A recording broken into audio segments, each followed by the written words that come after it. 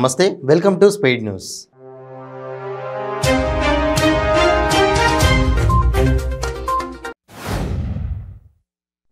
తెలంగాణ సమాజం ఎవరు ఆ కుటుంబం కోసం సానుభూతి చూపించాల్సిన పని లేదని, ఆ కుటుంబం ఏదో స్వతంత్రం కోసం కొట్లాడో, తెలంగాణ కోసం చచ్చిపోయో, లేకపోతే పాకిస్తాన్తో యుద్ధం చేసో ఇవాళ జైలుకు పోతలేరని టీపీసీసీ చీఫ్ రేవంత్ రెడ్డి అన్నారు.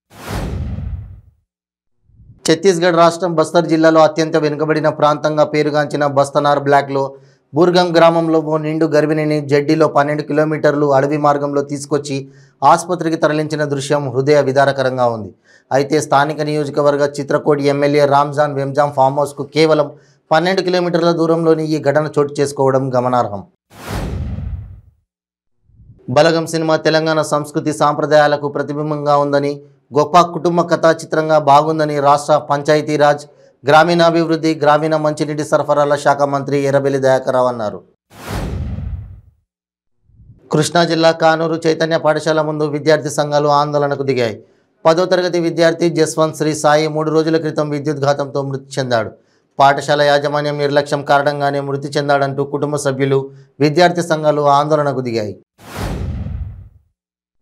ఏలూరు జిల్లా టీ నర్సాపురం మండలం అల్లంచర్ల కొత్తగూడెం గ్రామంలో గతంలో గ్రామస్తులు అటవీ భూమిని ఆక్రమించారు. కొన్ని చెట్లను నరికివేసిన స్థానికులు వాటికి నిప్పు పెట్టారు.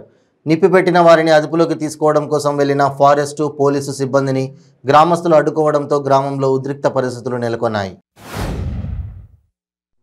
ఓవైపు ఢిల్లీలో ఈడీ విచారణకు బీఆర్ఎస్ ఎమ్మెల్సీ కవిత హాజరైన వేళ ఇటు హైదరాబాద్లోనూ ఆందోళనకర వాతావరణం నెలకొంది. ఢిల్లీ లిక్కర్ స్కామ్ కేసు విషయంలో ఆరోపణలు ఎదుర్కొంటున్న ఎమ్మెల్సీ కవితపై బీజేపీ రాష్ట్ర అధ్యక్షుడు బండి సంజయ్ చేసిన అనుచిత వ్యాఖ్యలు వివాదానికి తెరలేపాయి. ఢిల్లీ లిక్కర్ స్కామ్ కేసు విషయంలో ఆరోపణలు ఎదుర్కొంటున్న ఎమ్మెల్సీ కవితపై బీజేపీ రాష్ట్ర అధ్యక్షుడు బండి సంజయ్ చేసిన అనుచిత వ్యాఖ్యలకు నిరసనగా ఢిల్లీలోనూ హైదరాబాద్ వ్యాప్తంగా బీఆర్ఎస్ నేతలు ఆందోళనకు దిగారు. భార్య పుట్టింటికి వెళ్లిపోయిందని భర్త సెల్ఫీ వీడియో తీసుకుంటూ ఊరేసుకున్నాడు. రంగారెడ్డి జిల్లా Rajendra Nagar out post 9 number బస్తీలో ఈ ఘటన చోటు చేసుకుంది.